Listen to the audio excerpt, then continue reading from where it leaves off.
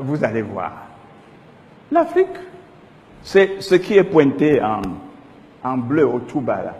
Pendant que tous les pays augmentent de façon exponentielle leurs revenus, leur richesse, l'Afrique reste stable depuis 50 ans.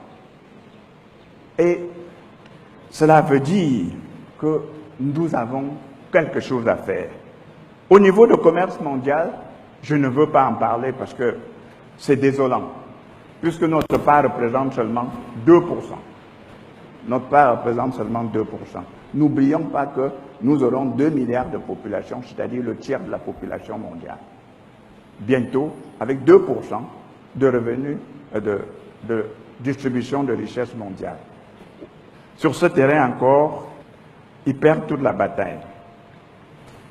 Sur le terrain militaire, vous comprenez, c'est dominé par la Chine, la France, le Royaume-Uni. Mais ce qui est plus grave, et ça, nous devons le savoir, ce qui est plus grave, c'est que beaucoup d'États africains ne savent même pas produire les cartouches des simples pistolets. Ne veulent même pas promouvoir la production des simples pistolets, sous des fallacieux prétextes. Oh non, avec ça on va faire le coup d'État.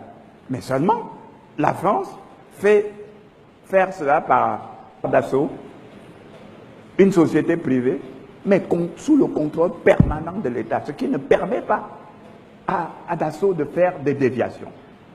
Mais les entreprises, l'État aussi peut créer des entreprises pour fabriquer au moins les armes, parce qu'il faut bien que sur ce terrain, si nous voulons nous défendre, on est en champ de bataille. Parce que ce que je voulais vous montrer, c'est que le champ de bataille économique est un champ de bataille trop important pour qu'on le néglige. Ce champ de bataille, nous n'avons pas le droit de rester si inoffensif. Bien sûr, sur le terrain militaire, vous l'avez vu, vous l'avez observé. Et enfin, il reste un dernier terrain où nous sommes toujours maintenant. C'est le terrain de l'information.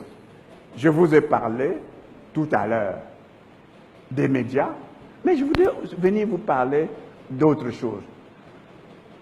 Dans les années 70, il était dit « This country is the hopeless country ». Hopeless. C'est-à-dire, c'est un continent sans espoir. Mais pourquoi on avait dit que c'est un continent sans espoir? Parce que en Europe, en Occident, on était en plein emploi. On avait besoin de la main-d'œuvre, qualifiée ou non, pour pouvoir développer cette économie. Il fallait lancer des messages pour dire ne restez pas dans un continent sans espoir, venez chez nous. Et après, dans les années 90, il y a la crise économique qui s'est vue aussi en Europe. Alors, le langage va changer. L'Afrique est un continent d'espoir. L'Afrique est un continent de demain. L'Afrique, il fait bien vivre, etc., etc. Donc, les messages sont livrés simplement en fonction des intérêts économiques des nations. Parce qu'on est en guerre. On ne peut pas leur reprocher ça.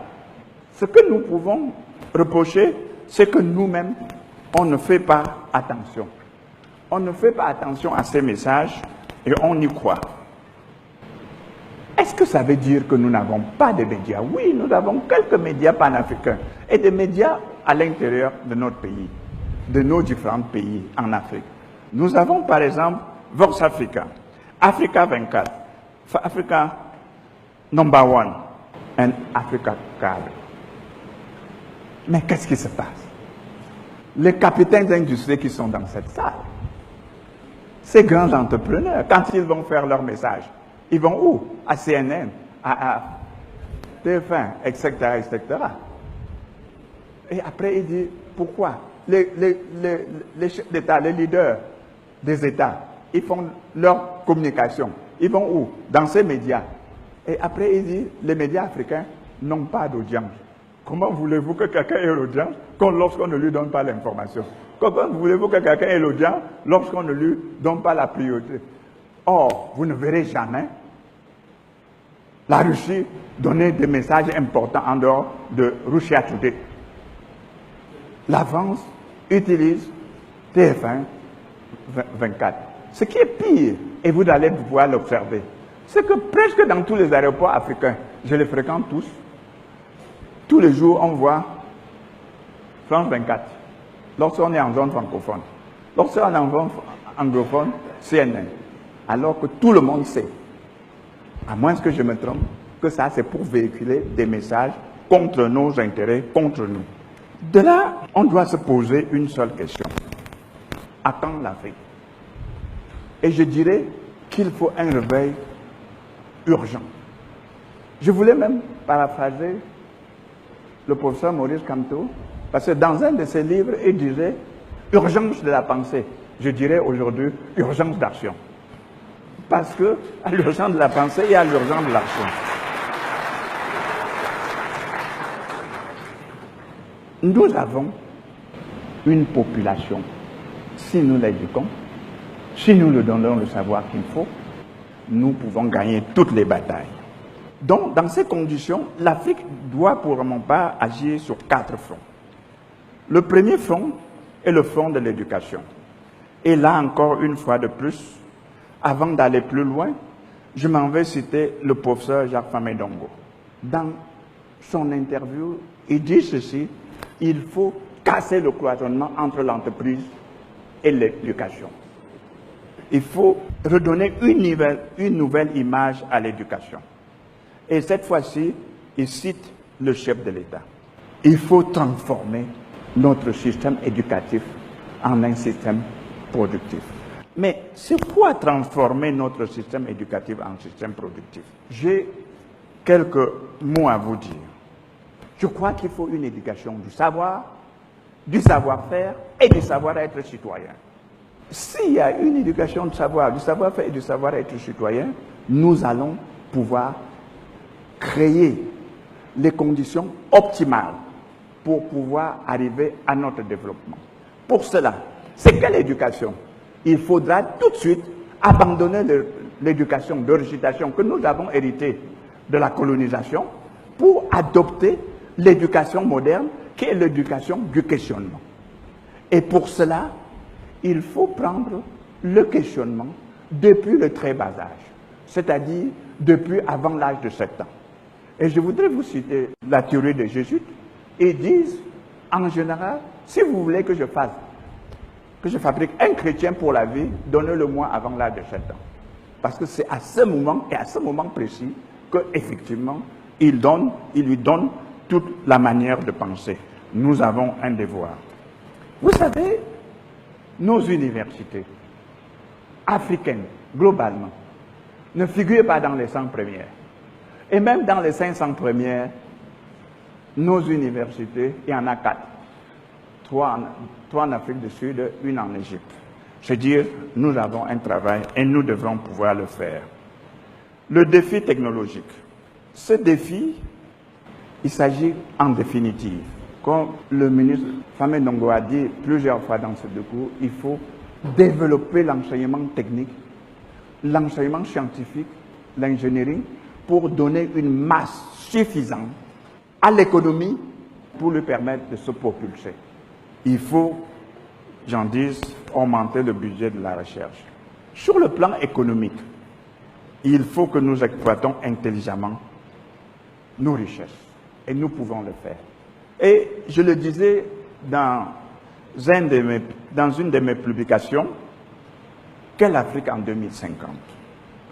Et je le décrivais, je voudrais bien encore une fois décrire avec vous. Il faut que nous exploitions de façon intelligente. C'est quoi exploiter de façon intelligente? Nous savons que les autres ont le savoir. Et si nous voulons le win-win, c'est-à-dire un partage équitable, comme nous sommes en position de faiblesse, nous pouvons décider que dans une première phase, nous n'allons avoir que le tiers de ce que nous produisons, de ce qui est dans notre sous-sol ou sur notre sol. Mais la programmation doit être faite pour qu'on sache peut-être que dans 10 ans, nous aurons la moitié. Et que peut-être dans 20 ans, 30 ans, pourquoi pas, ce n'est pas long, c'est eux qui auront le tiers et nous aurons le 2 tiers. Et ça, c'est ce qu'on appelle le win-win game. Est-ce qu'on ne peut pas penser à cela et mettre cela en marche? Je voudrais arriver sur un point qui, en général, est sensible. Il s'appelle gouvernance. Mais qu'est-ce que je recommande? Parce que ça, c'est le plus important. Je recommande d'abandonner la démocratie occidentale. Adopter la démocratie africaine.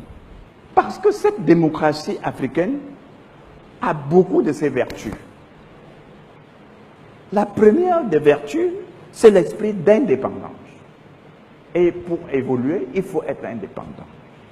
La deuxième, c'est la libération de la pensée. Nos pensées doivent être libérées. Et la troisième, la consultation et le respect du peuple. C'est ce qui existait chez nous. Et cela me fait tellement plaisir que juste dernièrement, il y a moins de 2 semaines, quand je lisais un journal, Mutation, j'ai retenu une chose de l'ambassadeur Claude Altenmatt de la Suisse. Il dit, et il a soutenu l'idée que la démocratie africaine est la meilleure au monde et que l'Afrique n'a pas besoin de rechercher des modèles de démocratie ailleurs. Parce que chez nous, c'est ça qu'on applique. Chez nous, on est bien avec cette démocratie.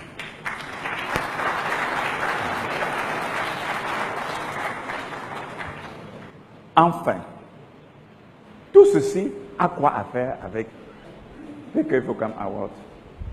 Oui, il y a un lien. Il y a un lien.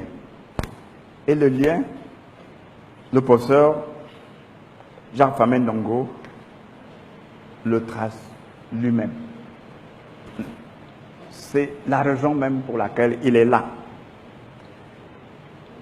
Il s'agit de sonner le glas de l'urgence de réveil africain, de magnifier l'excellence, de redonner l'espoir aux jeunes, de redonner le goût de vivre, de redonner le goût de la recherche, le goût de l'innovation. Et si tout cela, la recherche, l'innovation, le travail, et cela est compris, alors nous avons des chances de gagner nos batailles. Mais pour y arriver, j'ai un problème. Mon plus gros problème, je l'ai découvert quand j'ai visité la Chine. Quand j'avais visité la Chine il y a peut-être 25 ans, je me suis trouvé en face d'une carte du monde. Et on me dit, ça c'est la carte du monde. Et ça n'avait rien à voir avec la carte que j'ai toujours vue et qu'on m'a toujours enseignée. Je me suis posé, et la Chine était au milieu. Et je me suis posé la question, c'est quoi? Je rentre, je retrouve cette carte. C'est celle qu'on m'enseigne. Sauf qu'il y a 2 détails. Le premier, c'est que l'Europe est assise sur l'Afrique. Ce qui veut dire elle est dans la situation de domination. C'est une carte fabriquée par l'Europe. Elle le fait exprès parce qu'elle a une vision. Qu'est-ce que je fais pour dominer l'Afrique? Elle est assise sur l'Afrique. Et l'Afrique même, qui est ici un peu au centre du monde, personne, aucun Africain ne se rend compte qu'il est au centre du monde.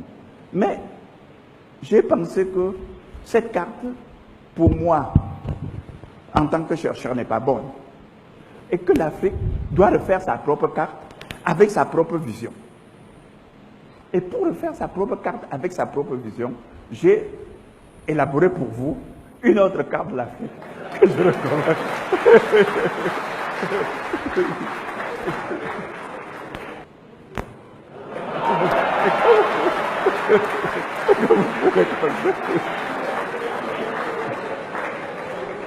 Pourquoi